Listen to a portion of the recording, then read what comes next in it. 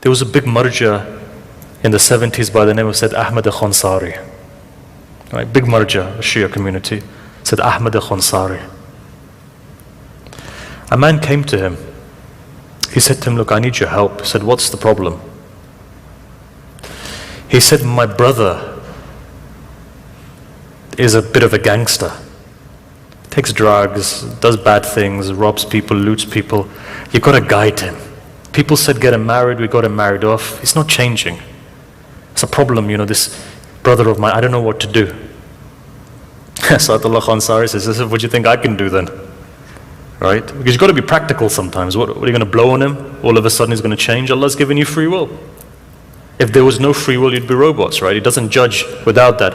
Then Ayatollah Khansari stopped. He said, give me a second. He went inside. He says, I've got a solution for you. If this solution doesn't work, then nothing works. Now all of those parents who come to us and say, help our children, I'm going to give you a solution. Someone says, my children don't pray, they don't fast, they do this, they don't do this, they do. I'll give you the solution to all of that. If I sit here for the rest of my life giving lectures on fawaid of Salatul Layl and Salah and Sawm and Hajj and Zakat and Khums, it may not impact. You know why? Khawarij pray more, fast more, read more Quran. No, there's one solution. If you can get that, everything is solved. Here Ayatollah Khansari gives that message. He says this one thing. He says if you can do this one thing, then there's guidance. And if it's not possible, then there's no guidance. Hearts are closed then. So just remember this. This is the milak, right? This is the condition criteria. For a person you want to guide, this is how you guide them. Ayatollah Khansari says, he says, look, I want you to do me something. He says, what is that? He says, I want you to go and I want you to take your brother to Karbala. He says, oh, my brother is not willing to come to you. You want me to take him to Karbala? He says, listen, if you can take him, it's game, set and match. In my words, if you can't take him, you're finished. He says, fine. He gets up and he goes. He says to his brother, look, brother, just do me one thing. Why don't we go to Karbala? He says, you want me to go to Iraq? He goes, just come. Somehow, some way, some forces him to go.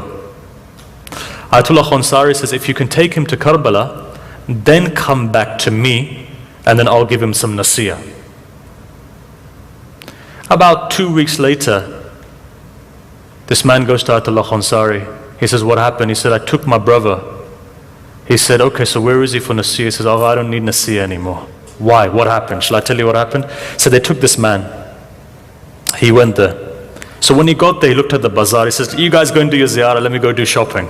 Like some of our brothers do as well. Hey, this is a really nice Durr Najaf, let me buy this. This is a really nice aqiq, let me buy this. Here's a good shawl, let me buy it.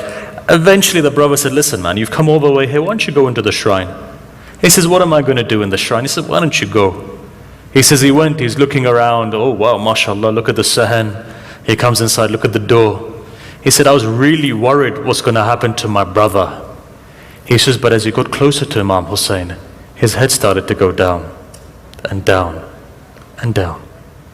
It got to a point when he got to the room with the zariyas, he goes, my brother broke out crying.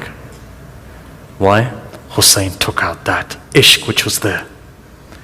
He said, I saw my opportunity then. So what did I do? I said, brother, now make a promise. Why are you doing all of this haram stuff? You're in front of Hussein. Make a promise to Hussein, you're not going to do it anymore.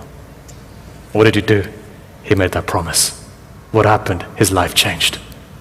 What's the methodology? Go to Hussein. See your life changes. Look, my time is up. My time is